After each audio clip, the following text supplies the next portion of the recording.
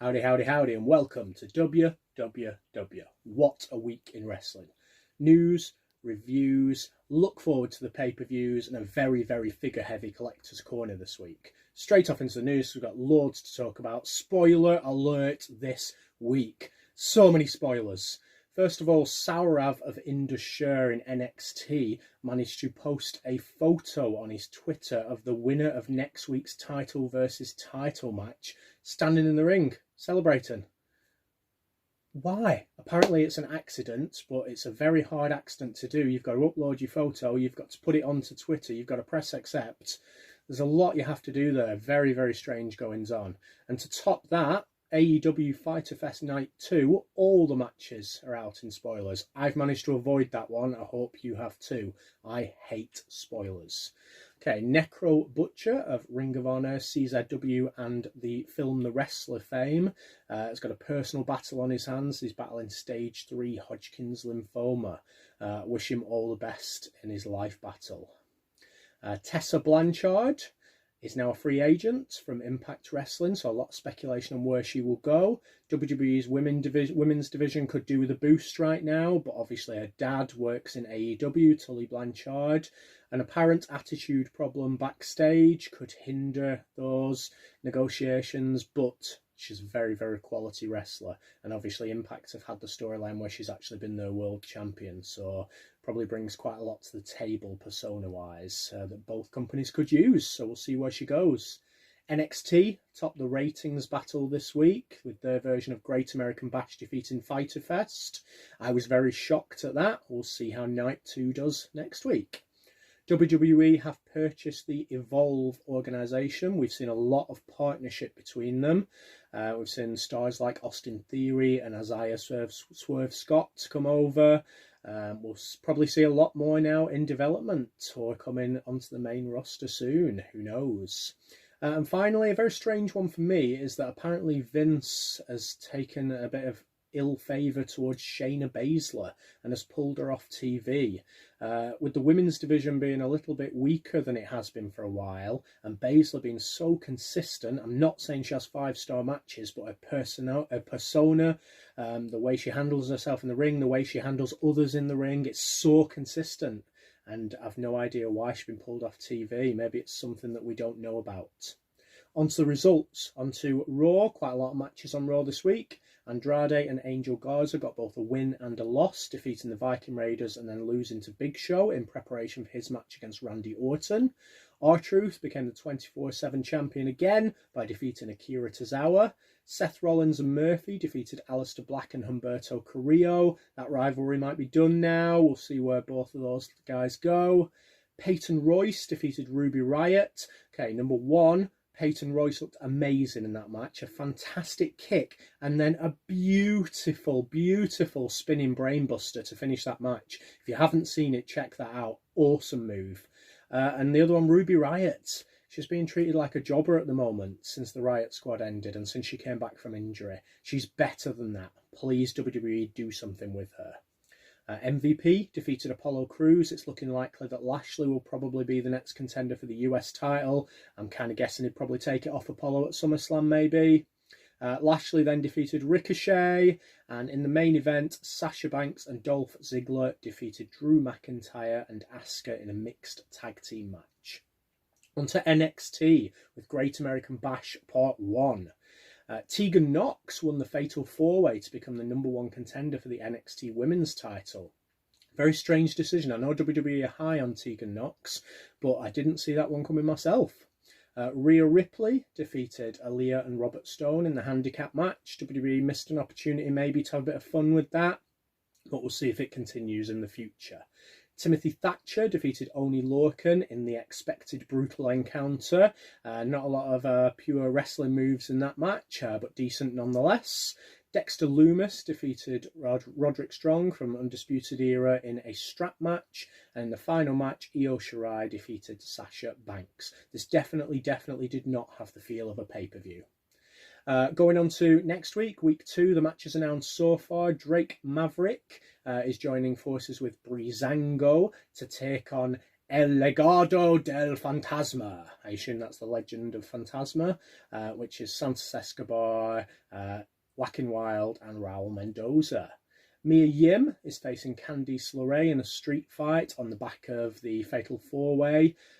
So Dakota Kai, who I predicted to win, is now completely not included in any kind of storylines. So we'll see where they go with her. And finally, title versus title, NXT champion Adam Cole faces NXT North American champion Keith Lee. Be very, very interesting to see if WWE change the result of that or the ending of that based on the leaked footage that we spoke about earlier. SmackDown had 4 matches this week. Quite long matches on SmackDown, quite decent matches on SmackDown this week. Matt Riddle defeated John Morrison. AJ Styles defended his Intercontinental Championship against Drew Gulak. Bayley defeated Alexa Bliss, and Shinsuke Nakamura defeated Kofi Kingston to build up that rivalry for the SmackDown Tag Team Championships.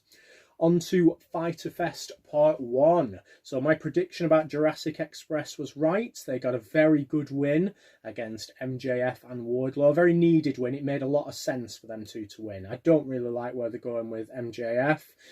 Looks like MJF and Wardlow might fight in the future. But Jurassic Express needed that win. They always lose against the big matches, so they've got their victory now. Hikaru Shida defeated Penelope Ford in a great match. Penelope Ford's best showing so far. Cody defeated Jake Hager. It was a bit of a nothing match, to be honest. Private Party defeated Santana and Ortiz. I did not see that coming, and I still can't rack my brains into why that happened. Obviously, Private Party are now the #1 contenders for the Tag Team Championships, but Santana and Ortiz are just stalling. Again, they're better than that. And Kenny Omega and Hangman Adam Page defeated Best Friends to retain their titles. FTR getting in the picture at the end there. Are they going to be catapulted into the title picture straight away? Who knows? So that leads on to looking forward to next week's Fyter Fest. First thing to mention is Jon Moxley against Brian Cage has been pulled from Fyter Fest. It is currently going to be taking part the week after in AEW Fight for the Fallen. We'll see if that happens or not. So Fyter Fest Day 2 or Week 2, Chris Jericho will be taking on Orange Cassidy. Lance Archer will be taking on Joey Janela. Nyla Rose will be taking on a mystery opponent. So let me spring 3 names at you. Sarah Logan has done a lot to say that she's taken a break from wrestling, which usually indicates that something's going to happen. Tessa Blanchard, obviously we spoke about earlier, free agent. And Abaddon, maybe. Either way, I've got a feeling that Nyla Rose will come out victorious in that one. And then we've got a few multi-man matches. We've got Colt Cabana, Brody Lee and Stu Grayson taking on SCU. I'm not sure who's going to win that match. There's an argument for both. SCU kind of need the victory. They're building up the Dark Order, but maybe this is the place where Cabana goes against them. Who knows?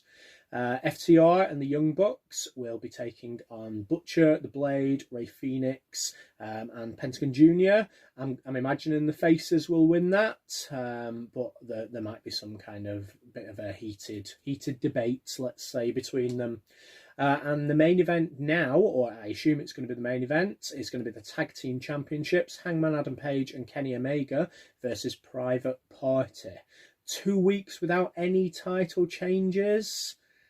Probably, but maybe not. I think Private Party have a much better chance than they would have if Moxley Cage hadn't been pulled from the event.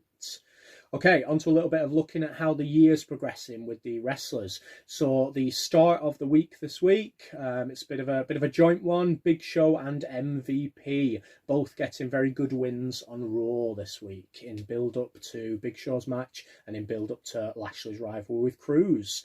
Over a 4-week period, Sasha Banks is looking unstoppable at the moment. Obviously, she is losing, but points-wise, building up in our fantasy wrestling league, she's doing really well. And over the year, it's still the same. Cody leads for AEW, and Aleister Black is still just holding on in the WWE zone. On to Collector's corner now. Bit of a figure-heavy collector's corner this week, but first of all, we're going to start with what is fast becoming one of my favourite title designs. And I've picked up a mini belt this week, which is the Women's Tag Team mini belt. And here it is in all of its glory. I'll try and stop the shine as much there for you. Pictures on the screen do not do it justice. It's a beautiful belt, really like it. If I was a collector of the big belts, I'd probably get that as well. Onto the figures. Got 6 new additions to my collection this week. The first one is one where I'm teetering on the edge of should I collect them, should I not. Might cost me a little bit if I can't find certain ones, but it's the Tribute to the Troops series. So I've started off by getting Randy Orton in the Tribute to the Troops. Nice figure, and they all contain something a little bit different. I think one of them's got a hat. Obviously Randy comes with the jacket, so just a little bit different, and I quite like that. We've got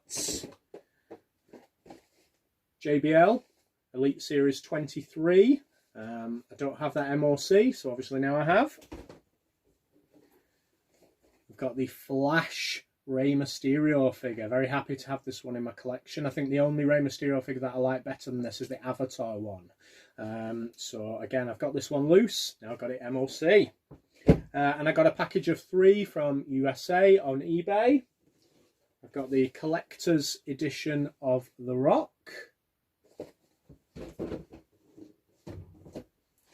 Jim the Anvil Neidhart, the laughing variety with the leather jacket. And finally, this figure has far exceeded my expectations. I got this on a kind of, I'm not sure. It was out of those 3 that I bought, it was the one that I was least interested in. And it far exceeds my expectations. It's a beautiful figure. And it's the Survivor Series Jeff Hardy figure, based on the 2006 Survivor Series, I think, where he was part of DX's team. But it's just a different Jeff Hardy, a different hairstyle, not got the face paint. It's a really nice figure, and one that I can see shooting up in value. So I'm very happy to have this one. And the final thing for Collector's Corner this week, I think you can see it behind me. Purchased one of the British Strong Style t-shirts, which were all to raise money for the Black Lives Matter campaign. It's a lovely shirt. I really like it. You can properly see the letters there. It depends on some lighting though. Some lighting it's really dark, some lighting it stands out quite a lot on there. Those guys, Pete Dunne and co, did really well getting all those out because they got far more demand than they thought they would have for that one. And it got here nice and safely, and I know lots of the wrestling community have bought that, so raising for a really good cause. That is the end of the week. I hope you've enjoyed. WWW, what a week in wrestling. Enjoy Great American Bash and Fyter Fest. See you next week.